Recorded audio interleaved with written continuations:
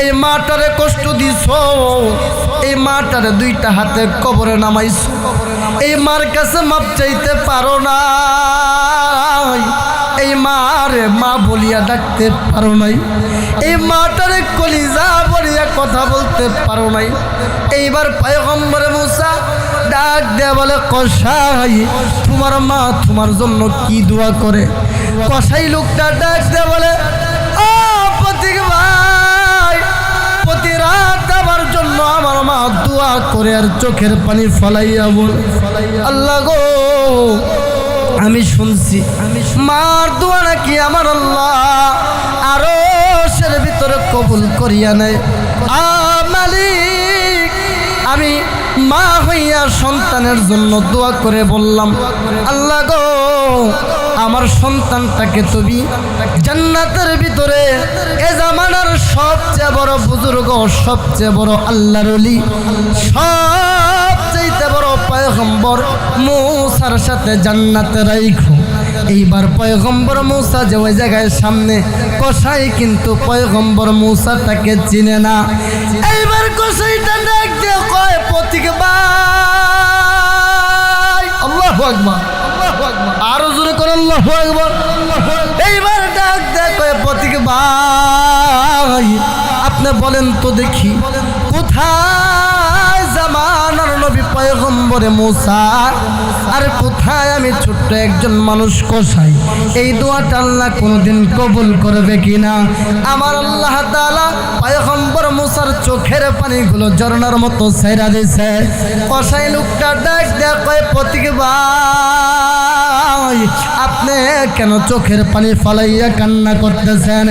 এবার পথিক লোকটা পয়গম্বর মুসা ডাক দিয়া কয়, কসাই রে আমি হইলাম জামানার নবী পয়গম্বরে মুসা, আমি বলে দিলাম, জানায়া দিলাম, শোনায়া দিলাম পৃথিবীর মানুষেরা আমার আল্লাহ তাআলা তোমার মার দোয়া কবুল করিয়া নিছে। শুধু তাই না, আমি মুসাকে পাঠাইয়া জানাইয়া দিছে কাল কিয়ামতের কঠিন ময়দানে তুমি কসাই, আমি পয়গম্বর মুসার সাথে জান্নাতে থাকবা। আল্লাহ তাআলা বলেন, ও দুনিয়ার মানুষ, এই জান্নাত কেমন দামি জান্নাত!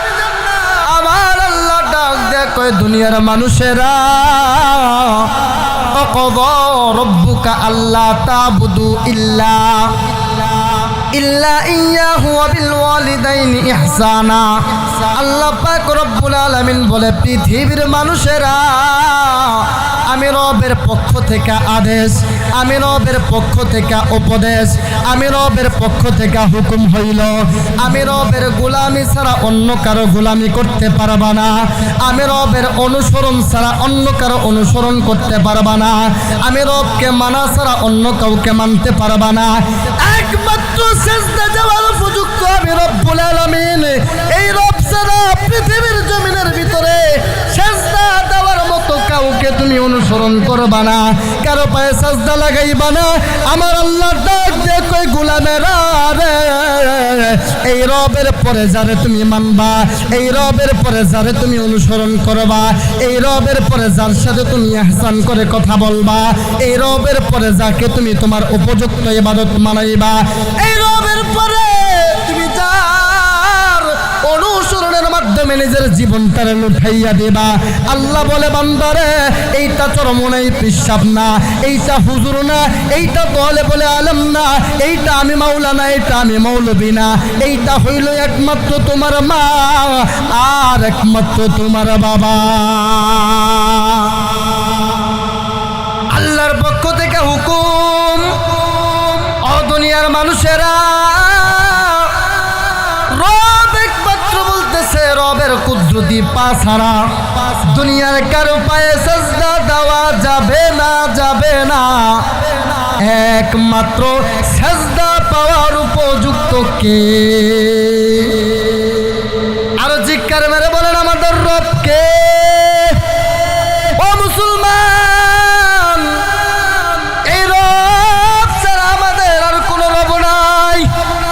এই রব্বুল আলামিন ডাক দেয়া বলে, পৃথিবীর মানুষেরা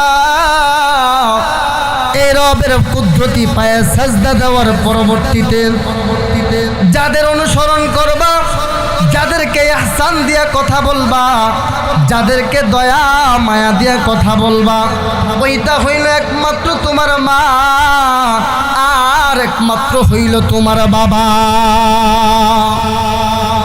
ও শিবরামপুর ফুলবাড়িয়ার বন্ধুরা, আমি যে বয়ানটা করবো গো বাবা, মাইকের আওয়াজ যতদূর পর্যন্ত যাবে, যার দিলের ভিতরে মার ভালোবাসা আছে, যার দিলের ভিতরে ভাবার ভালোবাসা আছে রে, ওই মানুষগুলো আজকে রাত্রে ঘুমাইতে পারবে না। একটু দিলটা নরম করবেন, একটু পরে দেখবেন ময়দানের ভিতরে মানুষগুলো কান্নার রোগ পড়ে গেছে, একে অপরকে জড়ায় ধরে কান্দে। ও বাবা, দিলটা নরম করিয়া বসিও। ওই মাটা যারা হারাইছো তার মতো ভাবি কেউ না, ওই বাবা তারা যারা হারাইছো তার মতো দুঃখিনী পৃথিবীর জমিনে কেউ না। আল্লাহ তাআলা দেখতে কই দুনিয়ার মানুষ, ওই মা পৃথিবীর জমিনে কেমন দামি, ওই মা পৃথিবীর জমিনে কেমন দামি, আপনাদেরকে আমি একটু সুন্দর করিয়া শোনাইয়া যাই। আল্লাহর নবীর সাহাবী হযরত ওমর ইবনুল খাত্তাব রাদিয়াল্লাহু তাআলা আনহু হাদিসে বর্ণনা করেন, আল্লাহর নবীর সামনে একটা সাহাবী এসে ডাক দিয়ে কয়, নবী গো, আমি যুদ্ধের ময়দানে যেতে চাই, আপনি আমাকে যুদ্ধের ময়দানে নিয়ে চলুন। আল্লাহর নবী ডাক দিয়ে কয়, সাহাবী রে, আল্লাহু আকবার, আল্লাহর নবী ডাক দিয়ে কয়, রে সাহাবী, তুমি যুদ্ধের ময়দানে যাইতে চাও, যুদ্ধের ময়দানে যাওয়ার আগে তুমি আমার কাছ থেকে একটু শুনিয়া লও, বুঝিয়া লও, জানিয়া লও। সাহাবী রে, তোমার ঘরের ভিতরে মা আসেনি, তোমার ঘরের ভিতরে বাবা আসেনি। সাহাবীটা ডাক দিয়ে বলে, নবী গো, আমার ঘরের ভিতরে মা আছে কিন্তু বাবা নাই। আল্লাহর নবী ডাক দিয়ে কয়, সাহাবী যাও যাও, জলদি করে চলে যাও, তুমি তোমার মা বাবার খেদমত করো, তুমি তোমার মা বাবার ইহসান করো, তুমি তোমার মা বাবার উপর অনুসরণ হইয়া যাও। আমি পয়গম্বর বলে দিলাম, এই মা বাবার খেদমত করার কারণে আল্লাহ তাআলা তোমাকে যুদ্ধে যাওয়ার চাইতেও বেশি নেকি দিয়া দিবে। চিৎকার মেরে বলেন সুবহানাল্লাহ। এইবার আল্লাহর পয়গম্বর এই কথা বলার পরবর্তীতে ওমর ইবনুল খাত্তাব রাদিয়াল্লাহু তাআলা আনহু ডাক দিয়া বলতেছেন, নবী গো, আরেকটা সাহাবী আপনার সাথে কথা বলবে। আল্লাহর নবী ডাক দিয়া কয়, কি বলতে চায়? এবার আরেকটা সাহাবী ডাক দিয়া কয়, নবীজি, আমি কার খেদমত বেশি করব? আল্লাহর নবী বললেন, প্রথম তোমার মার। এইবার সাহাবীটা আবার ডাক দিয়া বলে, নবী গো, দ্বিতীয়বার কার খেদমতটা বেশি করব? আল্লাহর নবী বললেন, তোমার মার। এইবার সাহাবীটা ডাক দিয়া বলে, নবীজি গো, আমি তৃতীয়বার কার খেদমতটা বেশি করব? আল্লাহর নবী বলে, তোমার মার। এইবার সাহাবীটা ডাক দিয়া বলে, নবীজি, আমি চতুর্থবার কার খেদমতটা বেশি করব? আল্লাহর নবী বলে, তোমার বাবার। অগবিত্ত বাবাজিরা, নওজোয়ান যুবকেরা, আল্লাহর নবী কেন জায়গায় তিনবার মার কথা বললেন, একবার কেন বাবার কথা বললেন গো বাবা? ইতিহাস একটু শোনাইয়া যায়। তোমার আমার মা পৃথিবীর জমিনের ভিতরে তিনটা কষ্ট যেই জায়গার ভিতরে করে, আল্লাহর নবী বলেন, এই কষ্টটা তামাম পৃথিবীর কোনো মানুষ কোনোদিন অনুভব করতে পারে না। আল্লাহর নবীকে প্রশ্ন করা হলো, নবীজি, তিনবার মা কোথায় কোথায় কষ্ট করে? আল্লাহর নবী ডাক দিয়ে কয়, সাহাবীরা, মা তিন জায়গায় যেই যেই জায়গায় কষ্ট করে রে, মার কষ্টের কোনো তুলনা হয় না। মার পাগল যারা আছেন, অজস্র চোখের পানি পড়ে যাবে, ধরে রাখতে পারবেন না। মার পাগল যারা আছেন গো, রাত্রে ঘুমাইতে পারবেন না, মার জন্য পাগল হয়ে যাবেন। ভাইরা আমার, বন্ধুগণ, এইবার আল্লাহর নবী ডাক দিয়া বলেন, মা তিন জায়গায় যেই জায়গায় কষ্টগুলা করে। এক নাম্বার কষ্ট হইল মার গর্ভে যখন বাচ্চাটা চলে আসে, বাচ্চার বয়সটা যখন মোটামুটি 8 মাস 9 মাস বয়স যখন হয়ে যায় গো বাবা, এই 8 মাস 9 মাস বয়সের বাচ্চাটা মার পেটের ভিতরে পা লড়াইতে পারে, হাত লড়াইতে পারে। কথা ঠিক কিনা বে ঠিক? কথা বলেন। মার পেটের ভিতরে 8 মাসের 9 মাসের একটা বাচ্চা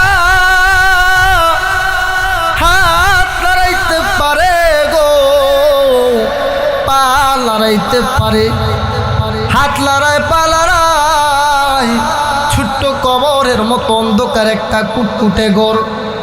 আপনি আমার মা, আপনি আব্দুর রহিমকে নিয়া, আপনি জাফরকে নিয়া, আমি আব্দুল্লাহকে নিয়া মা যখন গভীর রাতে ঘুমাইতে গেছে, রাতের 1টা 2টা যখন বাইজা যায়, তোমার আমার মা কিন্তু সোজা অবস্থায় ঘুমাইতে পারে না, ডাইনে যায় বামে যায়।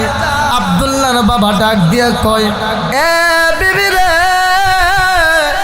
কি হইছে কেন তুমি গলা কাটা মুরগির মতো ছটফট করো? মা ডাক দিয়া কয়, আব্দুল্লাহর বাবা, আমার পেটের ভিতরে যেই ছেলেটা আছে গো, এক একটা লাঠি যেইভাবে মারে গো, আমার মনে হয় আমি দুনিয়ার জমিন থেকে বিদায় হয়ে যাব। বাচ্চাদের পাগুলো কিন্তু উল্টা অবস্থায় থাকে। মহিলাদের পেটের ভিতরে যখন বাচ্চাটা থাকে, আপনি আমি যখন উল্টা অবস্থায় থাকি, মায়ের কলিজা বরাবর যখন রাতের 1টা 2টা বাজে যখন একটা লাথি মারি গো, তোমার আমার মাঝেই কষ্টটা পাইলে একটা চিৎকার মারে গো। আল্লাহর নবী বলেন, এই কষ্টটা তামাম পৃথিবীর জমিনের ভিতরে কেউ কোনোদিন অনুভব করতে পারে না। কত ঠিক কিনা বেঠে? এইবার আল্লাহর নবীকে কষ্ট করা হলো, নবী গো। দ্বিতীয় নাম্বার কষ্টটা তোমার আমার মা কোথায় করে? আল্লাহর নবী ডাক দেয়, কয় সাবিরা, দ্বিতীয় জায়গায় মা যেই জায়গায় কষ্ট করে, আমি আব্দুর রহিম, আমি আব্দুল্লাহ যেই দিন দুনিয়াতে আসবো, 10টা মাস 10টা দিন যেই দিন পুরা হয়ে যায়, আপনি আমার মা গলা কাটা মুরগির মতো লাফাইতে থাকে, লাফাইতে থাকে। খালার কাছে যায়, চাচির কাছে যায়, দাদির কাছে যায়, মুরব্বী যারা আছে তাদের কাছে যায়, যাইয়া বলে, চাচি গো, ও দাদি গো, কেমন জানি আমার লাগতেছে, মনে হয় আমি আর দুনিয়াতে বাঁচতে পারবো না, এইটাই আমার শেষ দিন হইতে পারে। এমনও মা ঘটনা আমি নিজ কানে শুনছি গো। যখন বাচ্চা প্রসব হয়, ঘরের দরজাটা বন্ধ কইরা দিয়া বলে, একটা দাম আর আইনা দাও।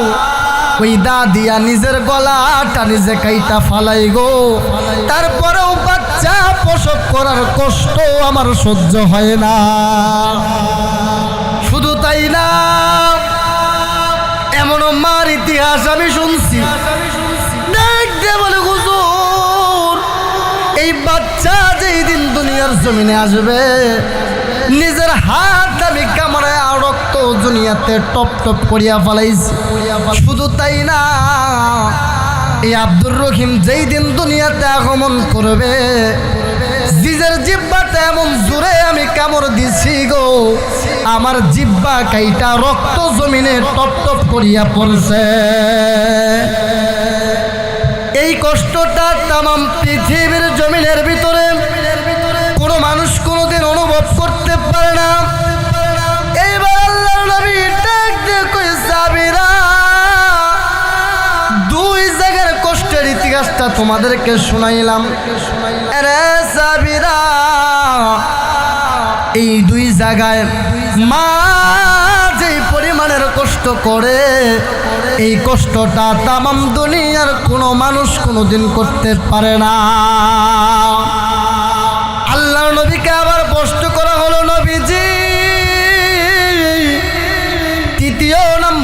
কষ্টটা আমার আপনার মা কোথায় করে? আল্লাহর নবী ডাক দেয়া কয় সাবিরা, তৃতীয় নাম্বার কষ্টটা হইল আপনার বয়সটা যখন 1 বছর মতান্তরে 2 বছর হয়ে গেছে, আপনি আমার মা আপনাকে নিয়ে আমাকে নিয়ে যখন খাবার খাইতে বসে, খানা খাইতে বসে, এমন অবস্থায় কিছু বাচ্চা আছে দেখবেন প্রস্রাব করিয়া দেয়, পায়খানা করিয়া দেয়, দেখবেন একই সাথে খানা খাইতে বসছে ভাই, খানা খাইতে বসছে বন্ধু, খানা খাইতে বসছে এমনকি বাবা। এই সময় দেখবেন সবাই প্লেট গরুরাই উইটা গেলে গাও, আমার আপনার মা কিন্তু উঠা যায় না।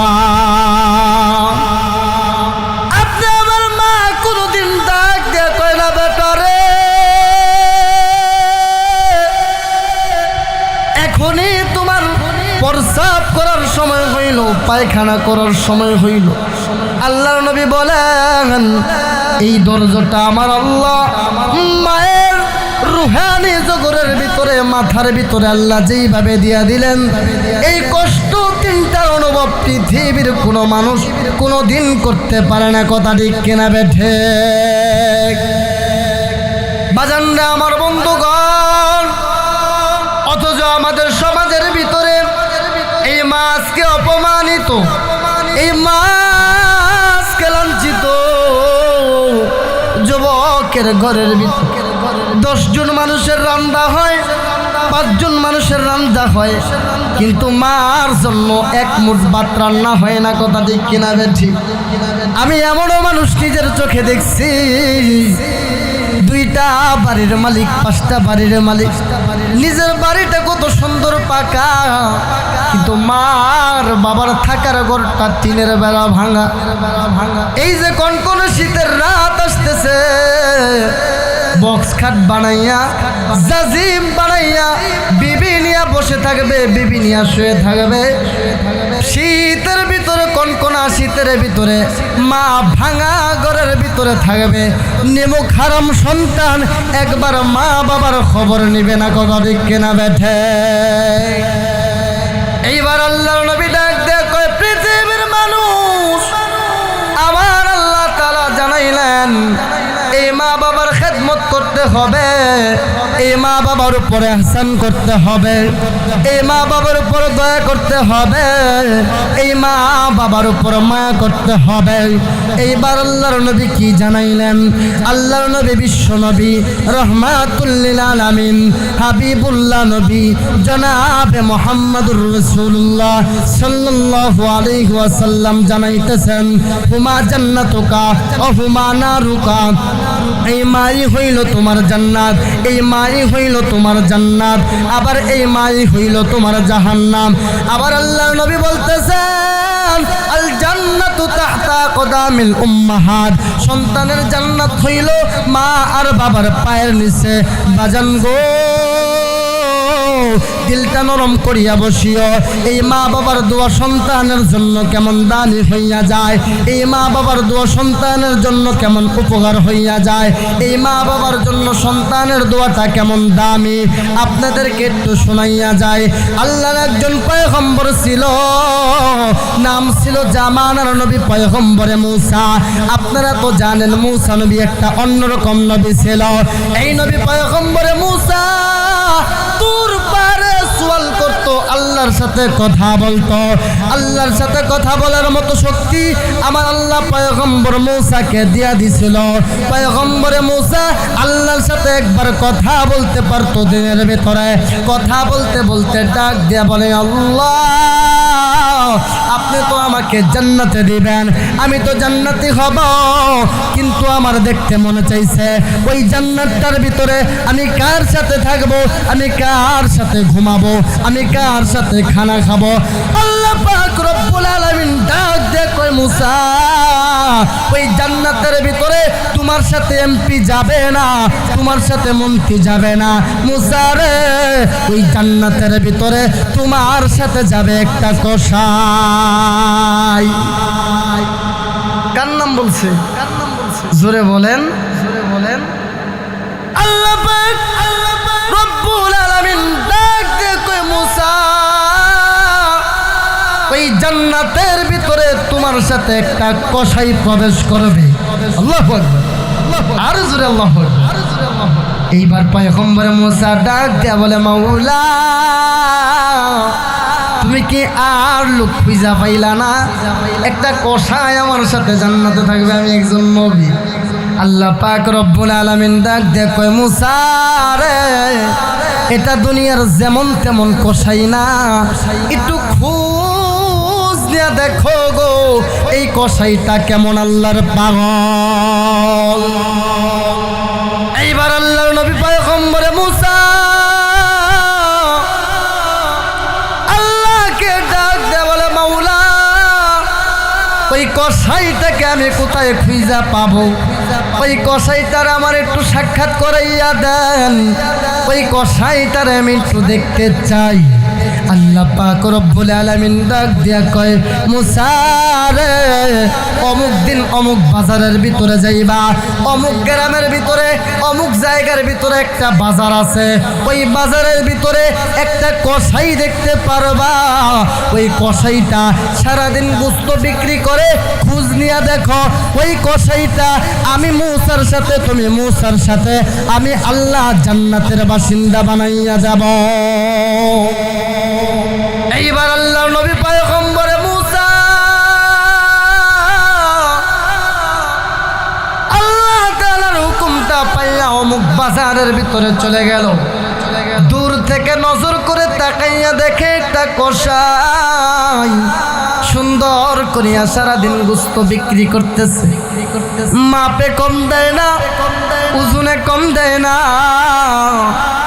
গোস্ত যখন বিক্রি করা শেষ হয়ে গেছে, ওই কসাইটা অল্প একটু গোস্ত নিজের পুটলের ভিতরে বাইদা, নিজের গামছার ভিতরে বাইদা গোস্ত বিক্রি করা শেষ করিয়া নিজের বাড়ির উদ্দেশ্যে যখন রওনা দিছে, এমন অবস্থায় পিছন থেকে পয়গম্বরে মুসা নিজের পরিচয়টা গোপন রাইখা ডাক দিয়ে কয়, কসাই ভাই, আমি আপনার বাড়ির মেহমান হতে চাই।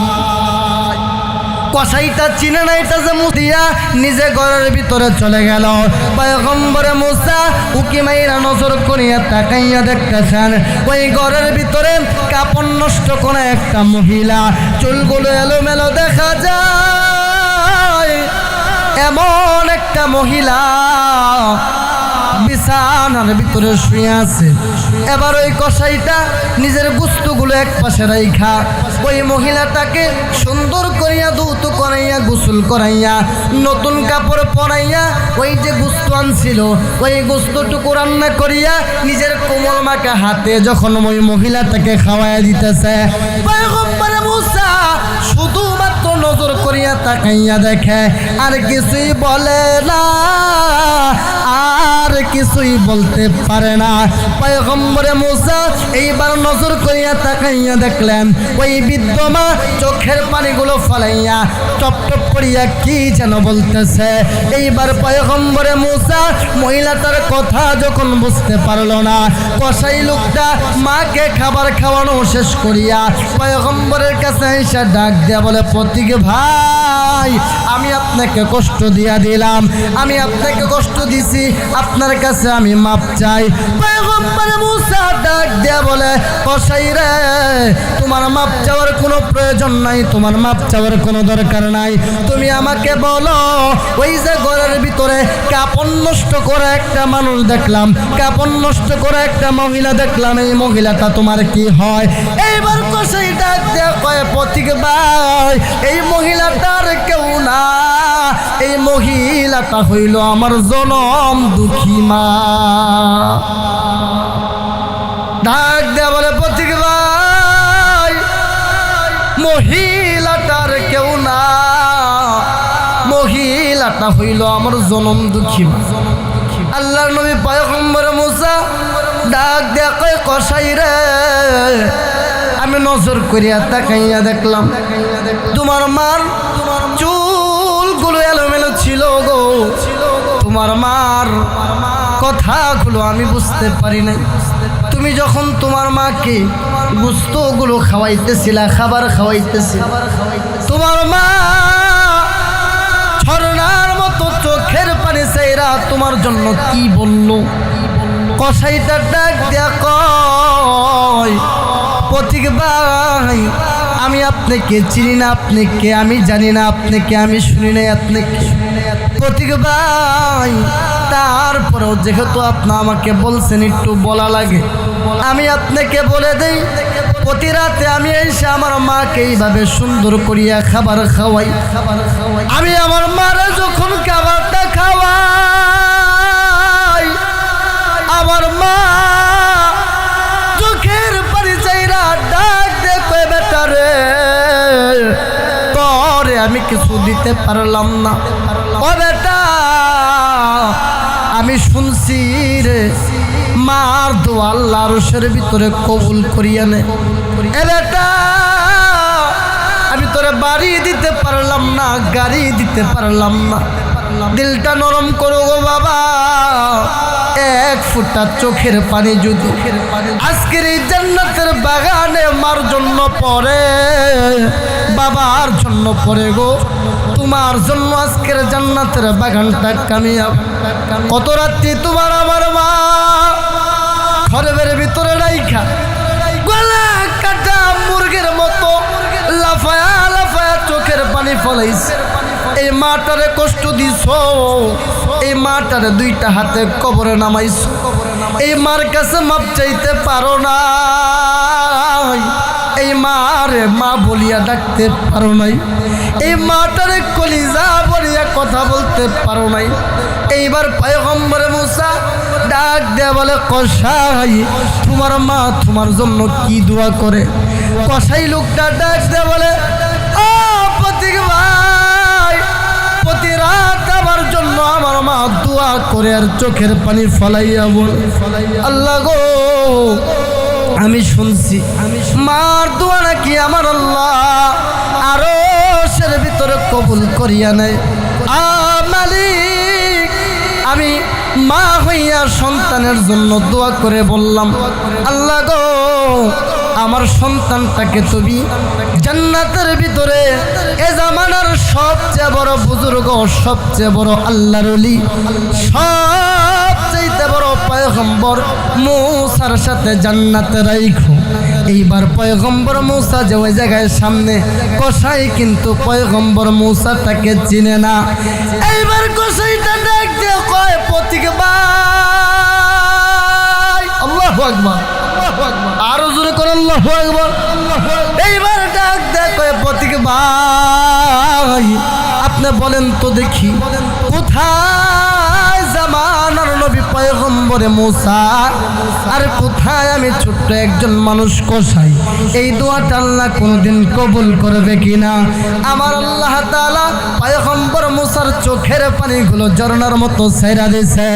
কসাই লোকটা ডাক দেয়া কয়, পথিক ভাই আপনি কেন চোখের পানি ফলাইয়া কান্না করতেছেন?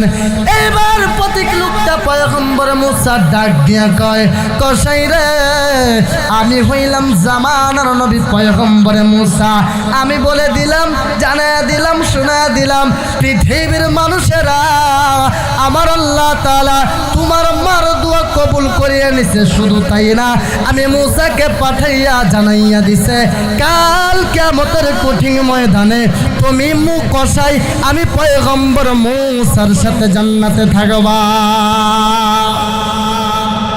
আর জোরে বলেন সুবহানাল্লাহ। তাহলে মায়ের দুয়ার পাওয়ার আছে কিনা নাই? জোরে বলেন মায়ের দুয়ার পাওয়ার আছে কিনা নাই? এজন্য তো দুনিয়াতে বড় বড় বুজুর্গরা বুঝাইয়া গেছেন, একটি গ্লাস হই পানির ফলে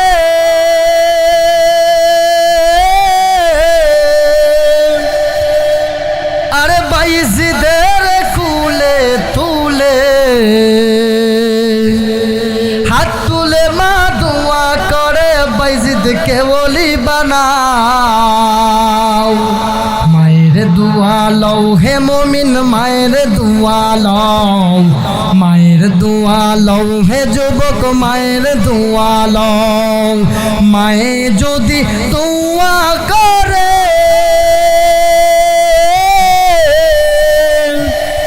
আমার দয়ার আল্লাহ কবুল করে। ঠিক না বে ঠিক? জোরে বলেন ঠিক কিনা বেঠিক? আরে মায়ে যদি দোয়া করে আমার দয়ার আল্লাহ কবুল করে, আর সেই দোয়াটা কবুল হয় যে ফল দেখিতে পাও, সেই দোয়াটা কবুল হয় যে ফল দেখিতে পাও। মায়ের দোয়া লও হে মুমিন, মায়ের দোয়া লও, মায়ের দোয়া লও হে মুমিন, মায়ের দোয়া লও। যেই কারণে পাইজি দেরি না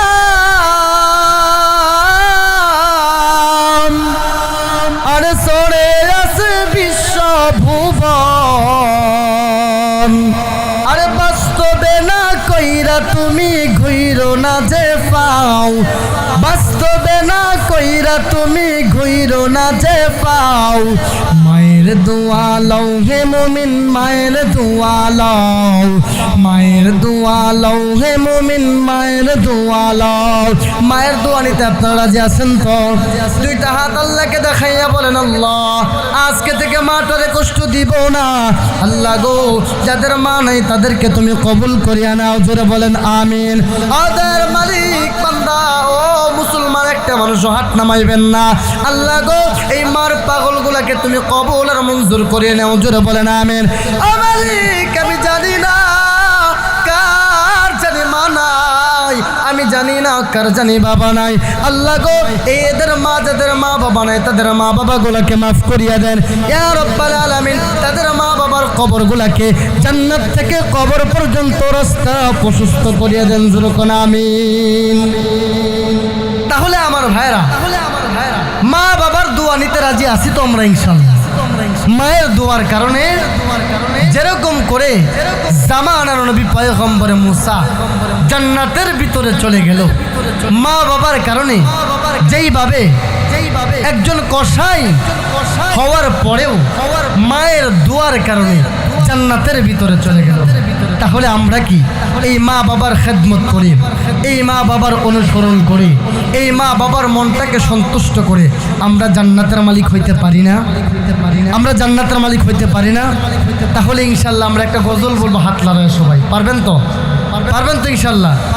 জান্নাতের চাবি আমার মা, ও মা গো, সবাই হাত ওটা করে। জান্নাতের চাবি আমার মা, জান্নাতের চাবি আমার মা, ও মা গো, জান্নাতের চাবি আমার মা। সবাই হাত ধরে। জান্নাতের চাবি আমার মা, ও মা গো, জান্নাতের চাবি আমার মা। এই মা যার বেঁচে নাই তার মতো দুঃখী নাই, এই মা যার বেঁচে নাই তার মতো দুঃখী নাই, খালা ফুফু মায়ের মতো না, ও না গো, জান্নাতের চাবি আমার মা, বেহেশতের চাবি আমার মা, ও মা গো, জান্নাতের চাবি আমার মা। সন্তানের বেহেশত যার যার মায়ের পায়ের নিচে। কথা ঠিক কিনা বে ঠিক? জোরে বলেন। সন্তানের বেহেশত যার যার মায়ের পায়ের নিচে, মা জননী যাহার উপর সন্তুষ্ট হয়ে আছে। সবার আগে মায়ের দোয়া কবুল করে দয়ার আল্লাহ, মায়ের দোয়া বিফলে যায় না, ও না গো, বেহেশতের চাবি আমার মা, জান্নাতের চাবি আমার মা, ও মা গো, বেহেশতের চাবি আমার মা, জান্নাতের চাবি আমার মা, ও মা গো, বেহেশতের চাবি আমার মা।